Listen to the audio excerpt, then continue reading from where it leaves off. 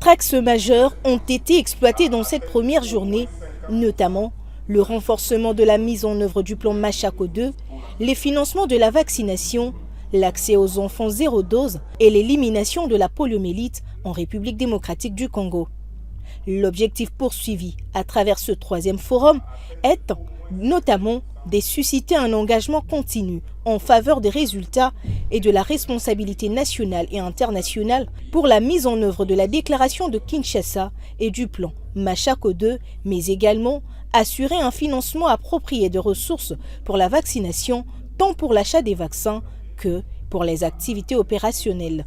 Dans son mot introductif, le ministre de la Santé publique, Hygiène et Prévention, le docteur Roger Kamba, a caractérisé cette première journée d'ouverture par la présentation du bilan du programme et des vaccinations et aussi un compte-rendu exhaustif qui a offert aux participants un aperçu approfondi des progrès réalisés jusqu'à présent dans la lutte contre la poliomyélite et les défis persistants. Cette édition de ce forum est un moyen de dialogue et d'échange avec tous les acteurs pour une vaccination plus équitable.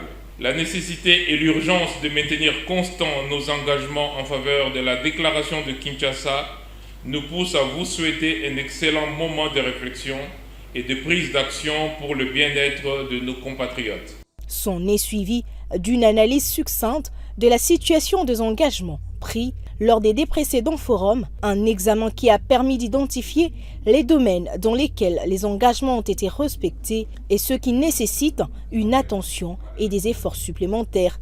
Suite à ces présentations, les travaux du forum ont véritablement commencé avec les participants se lançant dans les débats et discussions.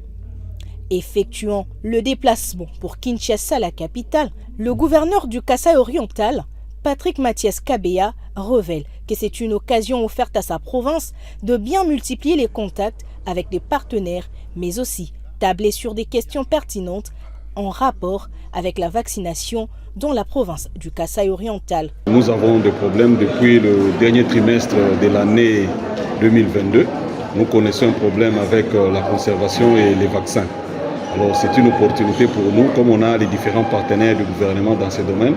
Nous avons déjà commencé à échanger, notamment avec le programme national, mais aussi avec Gavi qui a assisté à nos échanges de cet avant-midi. Le Kasaï oriental est en train de remonter, comme on l'a montré les statistiques.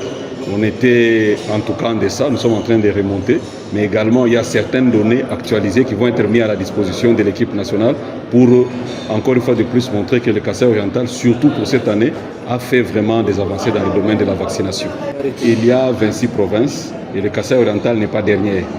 Donc c'est un choix qui s'est fait en fonction des moyens, mais je peux déjà vous informer que nous, dans le programme actuel qui est mis en place avec le nouveau modèle du MOU, le Kasaï oriental est intercepté dedans. Avec un éventail d'intervenants et des panels abordant différents aspects de la vaccination et de l'éradication de la poliomyélite, les participants de ce troisième forum espèrent qu'en combinant leurs efforts, ils seront en mesure d'atteindre l'objectif commun d'un Congo libre de la poliomyélite.